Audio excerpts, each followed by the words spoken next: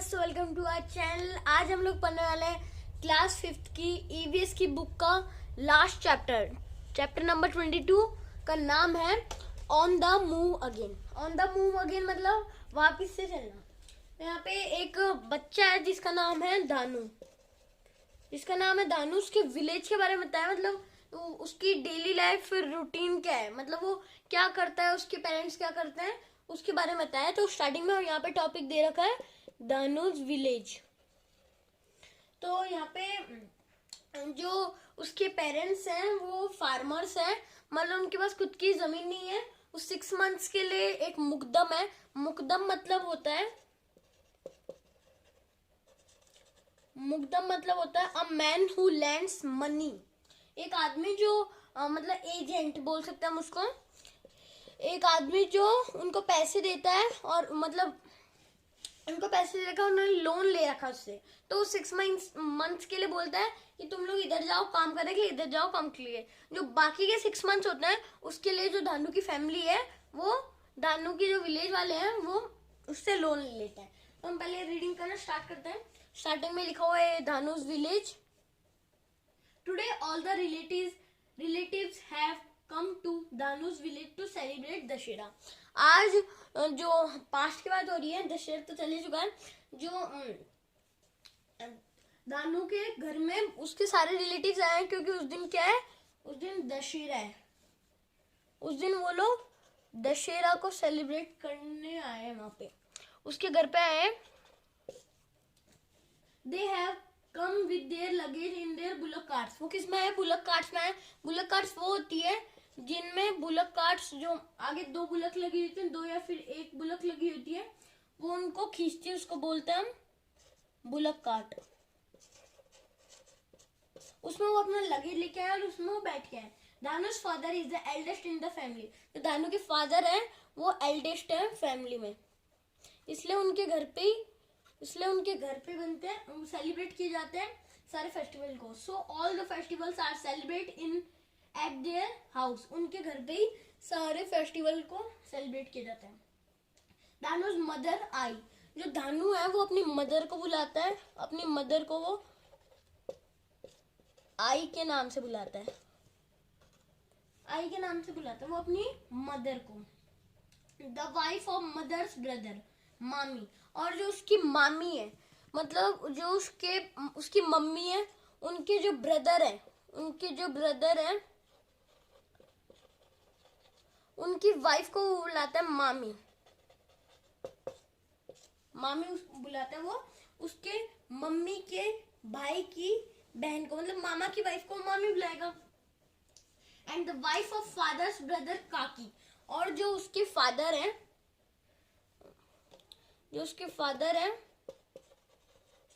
उनके ब्रदर को, मतलब जो उनका भाई है, छोटा भाई है, उसकी वाइफ को वो बुलाता है काकी। क्या बुलाता है? काकी। काकी को हम चाची भी बोलते हैं। तो जो इनके जो हस्बैंड हैं वो हो गए काका या फिर चाचा। जो फादर के छोटे भाई हैं उनको चाचा या फिर काका बुलाते हैं।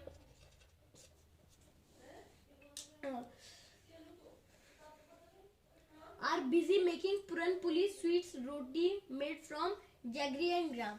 तो अब जो वो सब लोग बिजी है पुरन पली बनाने में।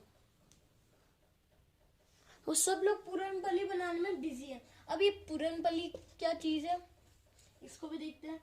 इसकी स्पेलिंग होती है PURANPOLI। अब ये क्या चीज है? ये एक ऐसी रोटी है, मतलब चपाती है, एक तरीके से कहें तो चपाती है, जो मीठी चपाती कह सकते हैं हम। स्वीट चपाती जो बनती है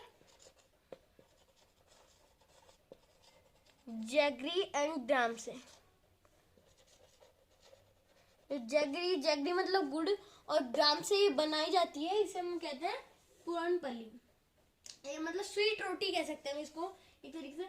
और अलॉन्ग विथ दिस स्पाइसी कड़ी dish is also made.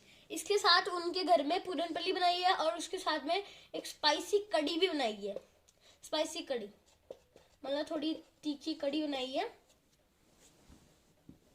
The day passes in laughing and chatting. जो उनका दिन था वो मतलब बात करने में और हंसने में निकल रहा था। But by evening everyone's mood changes. पर जैसे ही शाम हुई, इवनिंग हुई, उन सबका मूड चेंज हो गया। अब यहाँ पे एक क्वेश्चन ऐसे ही बन सकता है कि कब उनका मूड चेंज हुआ, तो हम लिख देंगे evening. The women and children began to pack their luggage. जो बच्चे थे, जो लेडीज थी और जो बच्चे थे, वो अपना लगेज पैक करने में बिजी हो गए, पैक करने लगे अपने लगेज को। The man sit down with the mukadam agent who lends money. और जो मैन थे वो मुकदम के साथ बैठ के डिस्कशन कर रहे थे। कि वो इस साल मतलब ये 6 महीने कहाँ पे जाने वाले हैं। मुकदम का मतलब हमने पहले समझ लिया था, agent who lends money for the meeting. फिर वो लोग उनके मुकदम के साथ बैठे थे मीटिंग करने के लिए। The mukadam gives the detail of the loan taken by each family. जो मुकदम था वो डिटेल बता रहा था कि कौन कौन सी फैमिली ने क्या कितना लोन लिया, वो डिटेल बता रहा था। Then the talks for the next few months begin. फिर उसने बताया कि वो जो नेक्स्ट मंथ्स है उनमें कहाँ जाने वाले हैं। The Mukadam explains to the villagers in which areas they would go for the next 6 months. फिर जो मुकदम था वो बता रहा था कि जो उनके गांव की, उनके विलेज की फैमिलीज हैं वो नेक्स्ट 6 मंथ्स के लिए कहाँ पे जाएंगी। He also gives some money as loan for their expansions. अब उसने क्या किया, थोड़े पैसे भी दिए उनको। क्यों पैसे दिए? उनके जो खर्चे होते हैं एक्सपेंशंस मतलब होता है खर्चे, उसके लिए उसने लोन दिए, थोड़े पैसे दिए वो 6 महीने गुजारने के लिए। Ever since Danu remembers, this has been the routine. Families like Danu's work on the lands of big farmers till Dashera before the rainy season.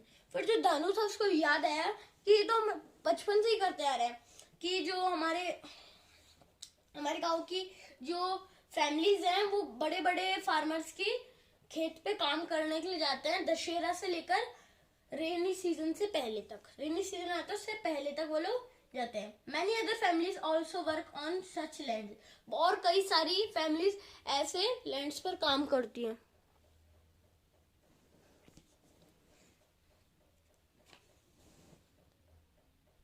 जो बहुत सारी फैमिलीज थी वो दानू की फैमिली की तरह, वो भी अमीर जो फार्मर्स थे उनकी लैंड पर काम करने के लिए जाती थी। They earn just enough money to keep them going through these months.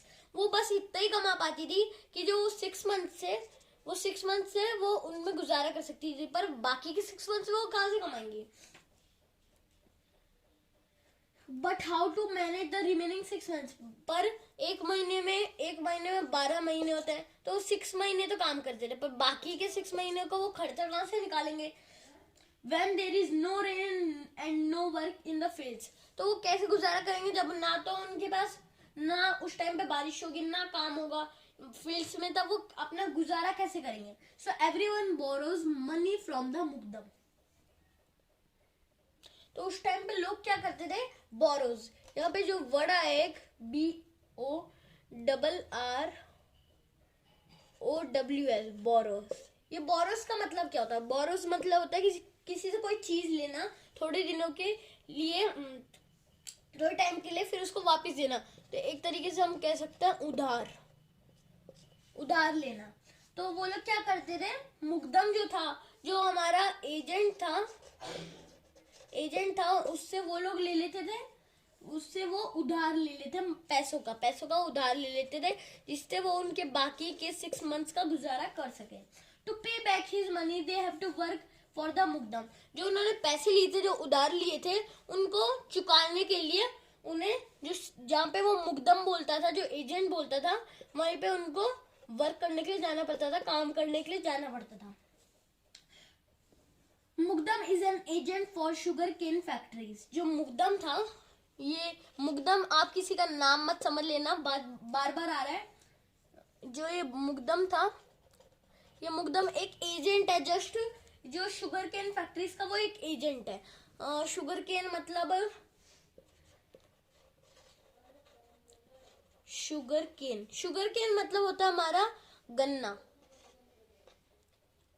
Sugar cane मतलब होता है गन्ना। वो शुगर केन फैक्ट्रीज का, जो शुगर केन की बहुत सारी फैक्ट्रीज होती है, उनका बस एक एजेंट था। He helps them to find work in sugar cane fields. जो वो आदमी था, मुकदम था, वो जो फार्मर्स से मतलब दानू की फैमिली के जो लोग थे उनकी हेल्प करता था। जो शुगर केन फैक्ट्री है उनमें वो काम बता देता था, फिर वो लोग करते थे उस काम को, फिर जो उन्होंने पैसे लिए थे वो भी उस हिसाब से वो मैनेज कर लेते थे, वो चुका देते थे। तो हमारा ये चैप्टर बहुत लंबा है, इसलिए ज़्यादा लंबी वीडियो बन जाएगी, इसलिए हम यहाँ पे ये कंप्लीट करते हैं। यहाँ पे हमारी ये वीडियो कंप्लीट होती है। यहाँ पे पर चैप्टर कंप्लीट नहीं है, ये हमारा फर्स्ट पार्ट है, ये हमारा पार्ट 1 मान सकते हैं आप। पार्ट 1 है ये हमारा, क्योंकि ज़्यादा लंबी वीडियो हो जाएगी इसलिए हमने ये पार्ट 1 रखा है इसको। हम मिलेंगे नए वीडियो में सेकंड पार्ट के साथ। ये चैप्टर का, ये on the move again chapter का हमारा सेकंड पार्ट होगा, उसमें हम पूरा चैप्टर को कंप्लीट कर देंगे।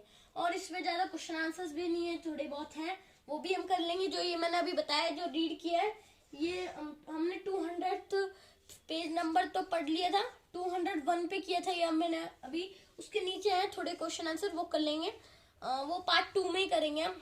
और ये हमारा कंप्लीट होता है पार्ट 1।